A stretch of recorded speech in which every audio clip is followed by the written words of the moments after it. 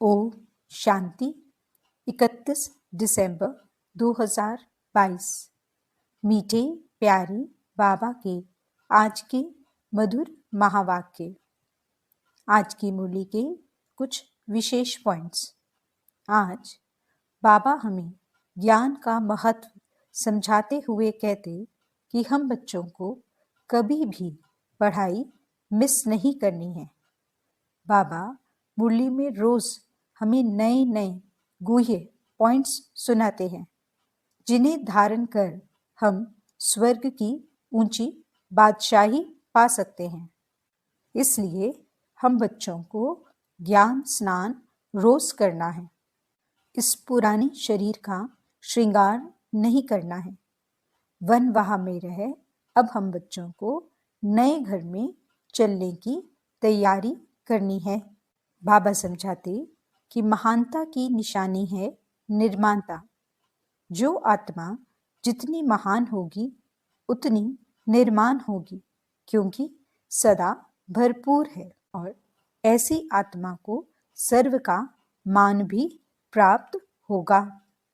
आज की मुरली में मातेश्वरी जी के भी मधुर महावाक्य हैं, जिनमें वह समझाती कि अब यह सारी दुनिया 5 विकारों में पूरी तरह जकड़ी हुई है और इसी समय परमात्मा खुद आकर हमें इन 5 भूतों से छुड़ाते हैं और हमें भविष्य प्रारब्ध देवी देवता पद प्राप्त कराते हैं।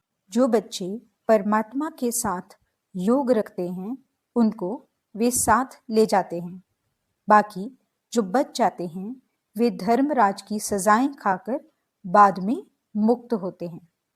तो चलिए सुनते हैं आज की मीठी मधुर मुरली। ओम शांति। बाबा कहते, मीठे बच्चे, तुम्हें शिव जयंती का त्योहार बड़ी धूमधाम से मनाना है। यह तुम्हारे लिए बहुत बड़ा खुशी का दिन है। सबको बाप का परिचय देना है। प्रश्न, कौन से बच्चे अपना बहुत बड़ा नुकसान करते हैं? घाटा कब पड़ता है? उत्तर, जो बच्चे चलते चलते पढ़ाई छोड़ देते हैं वे अपना बहुत बड़ा नुकसान करते हैं। बाबा रोज इतने हीरे रत्न देते हैं, गुह्य पॉइंट्स सुनाते हैं। अगर कोई रेगुलर नहीं सुनते हैं तो घाटा पड़ जाता है, नापास हो जाते हैं, स्वर्ग की ऊंची बादशाही गंवा देते हैं, पद भ्रष्ट हो जाता है। गीत, रात के राही थक मत जाना, सुबह की मंजिल दूर नहीं। ओम शांति। यह रात और दिन मनुष्यों के लिए है, शिव बाबा के लिए रात और दिन नहीं है। यह तुम बच्चों के लिए है, मनुष्यों के लिए है। ब्रह्मा की रात ब्रह्मा का दिन गाया जाता है। शिव का दिन शिव की रात ऐसे कभी नहीं कहा जाता है। सिर्फ एक ब्रह्मा भी नहीं कहा जाएगा।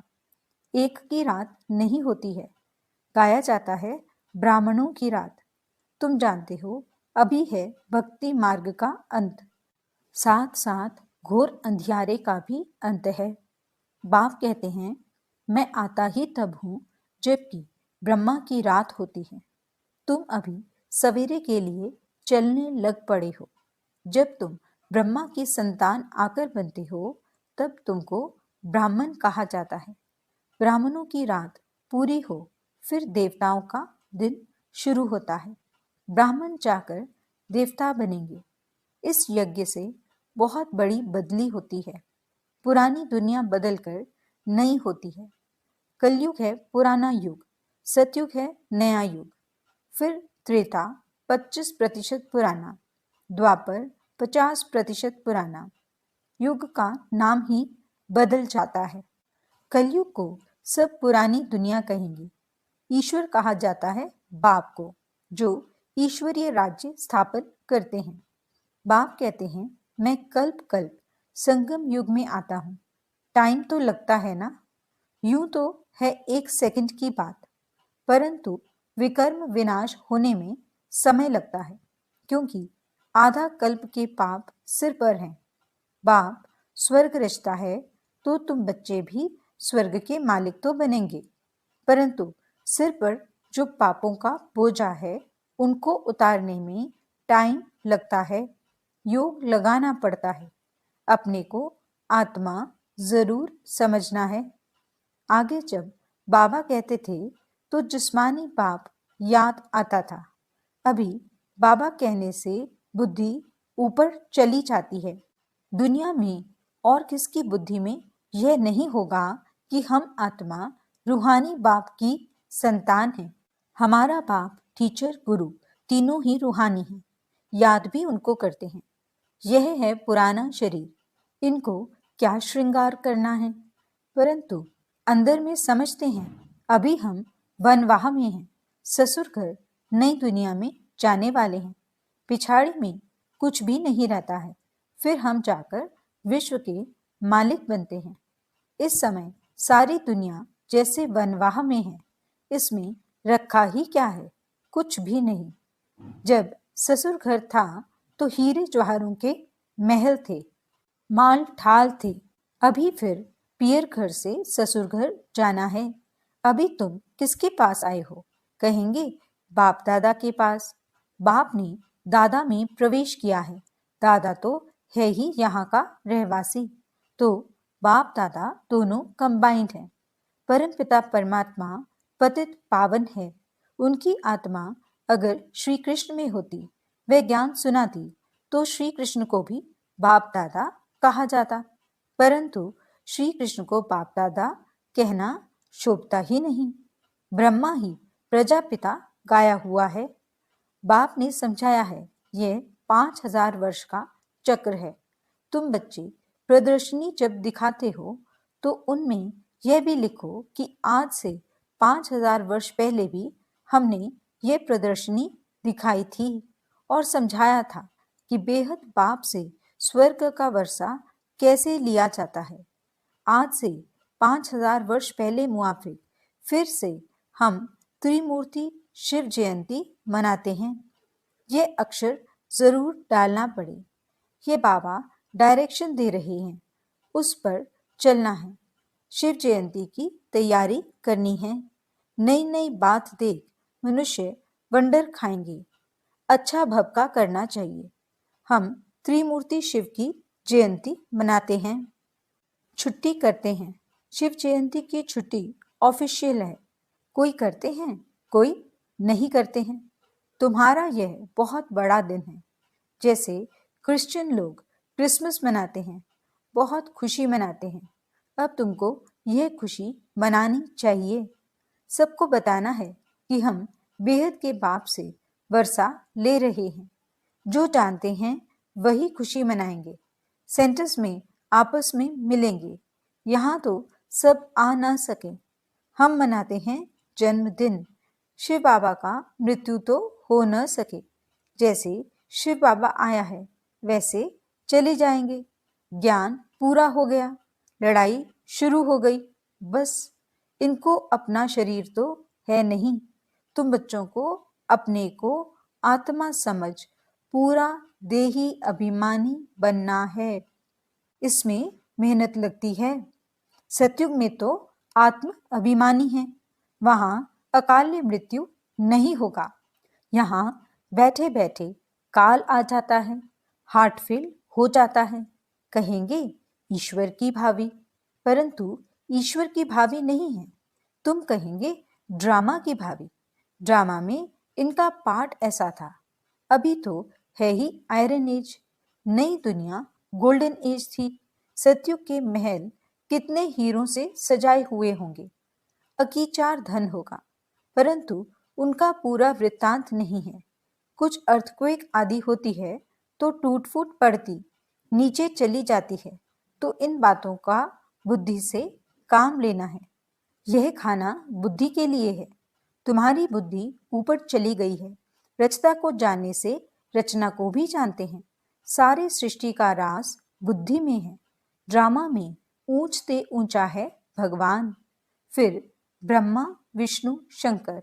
हम इन तीनों का ऑक्यूपेशन बता सकते हैं, क्या क्या पाठ है। जगत अम्बा का कितना बड़ा मेला लगता है। जगत अम्बा जगत पिता का आपस में क्या संबंध है ये कोई नहीं जानते, क्योंकि ये गुप्त बात है। माँ तो ये बैठी है, वह थी अडॉप्ट की हुई, इसलिए चित्र उनके बने हैं। उनको जगत अम्बा कहा जाता है। ब्रह्मा की बेटी सरस्वती। भल माँ का टाइटल दिया है, परंतु थी तो बेटी। सही करती थी ब्रह्मा कुमारी सरस्वती। तुम उनको मम्मा कहते थे। ब्रह्मा को माँ कहना शोभता नहीं। ये समझने और समझाने में बड़ी रिफाइन बुद्धि चाहिए। ये गुह्य बातें हैं। तुम किसके भी मंदिर में जाएंगे तो झट उनका ऑक्यूपेशन जान लेंगे। गुरु नानक के मंदिर में जाएंगे तो झट बता देंगे कि वे फिर कब आएंगे। उन लोगों को कुछ पता नहीं, क्योंकि कल्प की आयु लंबी कर दी है। तुम वर्णन कर सकते हो। बाप कहते हैं, देखो मैं तुमको कैसे पढ़ाता हूँ, आता कैसे हूँ। श्री कृष्ण की तो बात ही नहीं। गीता का पाठ करते रहते हैं। कोई 18 अध्याय याद करते हैं तो उनकी कितनी महिमा हो जाती है। एक श्लोक सुनाएंगे तो कहेंगे, वाह वाह, इन जैसे महात्मा तो कोई नहीं। आजकल तो रिद्धि सिद्धि भी बहुत है। बाप तुमको कितना सहज समझाते हैं, परंतु पढ़ने वालों पर मदार है। टीचर तो एक रस पढ़ाते हैं, कोई नहीं पढ़ेंगे तो नापास होंगे। यह भी होना जरूर है। सारी राजधानी स्थापन होनी है। तुम ये ज्ञान स्नान कर ज्ञान का गोता लगाए परिस्थान की परी अर्थात स्वर्ग के मालिक बन जाते हो। रात दिन का फर्क है। वहां तत्व भी सतो प्रधान होने से शरीर भी एक्यूरेट बनता है। नेचुरल ब्यूटी रहती है। वह है ईश्वर की स्थापन की हुई भूमि। अभी आसुरी भूमि है। स्वर्ग नर्क में बहुत फर्क है। अभी तुम्हारी बुद्धि में ड्रामा के आदि मध्य अंत का राज बैठा हुआ है, नंबरवार पुरुषार्थ अनुसार। बाप कहते हैं, अच्छी रीति पुरुषार्थ करो। बच्चियां नए नए स्थान पर चक्र लगाने जाती हैं। अगर अच्छी माताएं आदि हैं तो सर्विस को जमाना पड़े। सेंटर पर अगर कोई नहीं आते हैं तो अपना नुकसान करते हैं। कोई पढ़ने के लिए नहीं आते हैं तो उनको फिर लिखना चाहिए।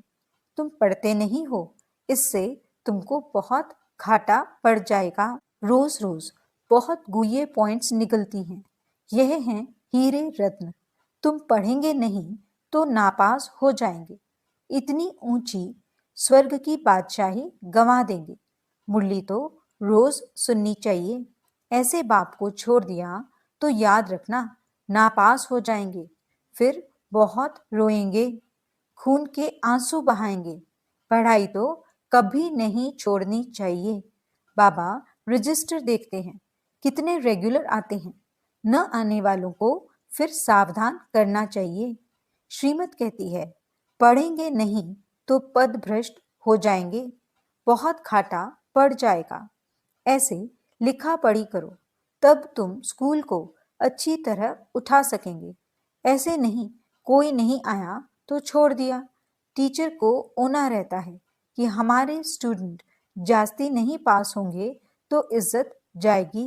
बाबा लिखते भी हैं, तुम्हारे सेंटर पर सर्विस कम चलती है, शायद तुम सोते रहते हो। अच्छा, मीठे मीठे सिकिलते बच्चों प्रति माता पिता बाप दादा का याद प्यार और गुड मॉर्निंग। रूहानी बाप की रूहानी बच्चों को नमस्ते। हम रूहानी बच्चों की रूहानी बाप दादा को दिल व जान सिक व प्रेम से नमस्ते नमस्ते नमस्ते जी। गुड मॉर्निंग बाबा, शुक्रिया बाबा।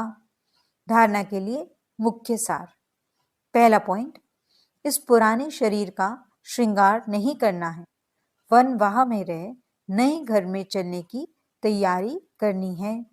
दूसरा पॉइंट, ज्ञान स्नान रोज करना है, कभी भी पढ़ाई मिस नहीं करनी है। वरदान, महानता के साथ निर्माणता को धारण कर सर्व का मान प्राप्त करने वाले सुखदायी भव। महानता की निशानी निर्माणता है। जितना महान उतना निर्माण, क्योंकि सदा भरपूर है। जैसे वृक्ष जितना भरपूर होगा उतना झुका हुआ होगा। तो निर्माणता ही सेवा करती है, और जो निर्माण रहता है वह सर्व द्वारा मान पाता है। जो अभिमान में रहता है उसको कोई मान नहीं देता, उससे दूर भागते हैं।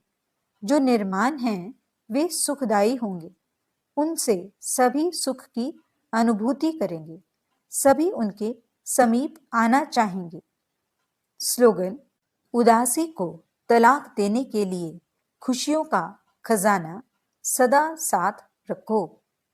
मातेश्वरी जी के मधुर महावाक्य। गीत: नयनहीन को राह दिखाओ प्रभु। अब ये जो मनुष्य गीत गाते हैं, नयनहीन को राह बताओ, तो गोया राह दिखाने वाला एक ही परमात्मा ठहरा। तभी तो परमात्मा को बुलाते हैं, और जिस समय कहते हैं प्रभु राह बताओ, तो जरूर मनुष्यों को राह दिखाने के लिए खुद परमात्मा को निराकार रूप से साकार रूप में अवश्य आना पड़ेगा। तभी तो स्थूल में राह बताएगा, आने बिगर राह तो बता नहीं सकेंगे। अब मनुष्य जो मूंझे हुए हैं, उन मूंझे हुए को राह चाहिए, इसलिए परमात्मा को कहते हैं नयनहीन को राह बताओ प्रभु। इसको ही फिर खिवैया भी कहा जाता है, जो उस पार अथवा इन 5 तत्वों की जो बनी हुई सृष्टि है, इससे पार कर उस पार अर्थात 5 तत्वों से पार जो छठा तत्व अखंड ज्योति महतत्व है, उसमें ले चलेगा। तो परमात्मा को भी अपने धाम से आना पड़ता है, तभी तो परमात्मा को खिवैया कहते हैं। वही हम बोट को यानी आत्मा रूपी नाव को पार ले चलता है। अब जो परमात्मा के साथ योग रखता है उनको साथ ले जाएगा। बाकी जो बच जाएंगे वे धर्मराज की सजाएं खाकर बाद में मुक्त होते हैं। दूसरा पॉइंट: कांटों की दुनिया से ले चलो फूलों की छांव में। अब यह बुलावा सिर्फ परमात्मा के लिए कर रहे हैं। जब मनुष्य अति दुखी होते हैं तो परमात्मा को याद करते हैं। परमात्मा इस कांटों की दुनिया से ले चल फूलों की छांव में। इससे सिद्ध है कि जरूर वो भी कोई दुनिया है। अब यह तो सभी मनुष्य जानते हैं कि अब का जो संसार है वो कांटों से भरा हुआ है, जिस कारण मनुष्य दुख और अशांति को प्राप्त कर रहे हैं, और याद फिर फूलों की दुनिया को करते हैं। तो जरूर वो भी कोई दुनिया होगी, जिस दुनिया के संस्कार आत्मा में भरे हुए हैं। अब यह तो हम जानते हैं कि दुख अशांति यह सब कर्म बंधन का हिसाब किताब है। राजा से लेकर रंक तक हर एक मनुष्य मात्र इस हिसाब में पूरे जकड़े हुए हैं।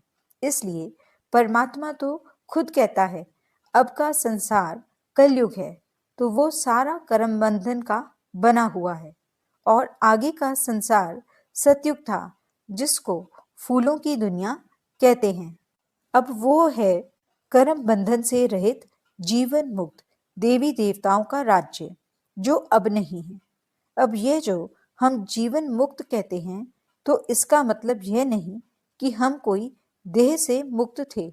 उन्हों को कोई देह का भान नहीं था, मगर वो देह में होते हुए भी दुख को प्राप्त नहीं करते थे। गोया वहां कोई भी कर्म बंधन का मामला नहीं है। वो जीवन लेते, जीवन छोड़ते, आदि मध्य अंत सुख को प्राप्त करते थे। तो जीवन मुक्ति का मतलब है जीवन होते कर्मातीत। अब ये सारी दुनिया 5 विकारों में पूरी जकड़ी हुई है, मानो 5 विकारों का पूरा पूरा वास है। परंतु मनुष्य में इतनी ताकत नहीं है जो इन 5 भूतों को जीत सके। तब ही परमात्मा खुद आकर हमें 5 भूतों से छुड़ाते हैं, और भविष्य प्रारब्ध देवी देवता पद प्राप्त कराते हैं। अच्छा, ओम शांति।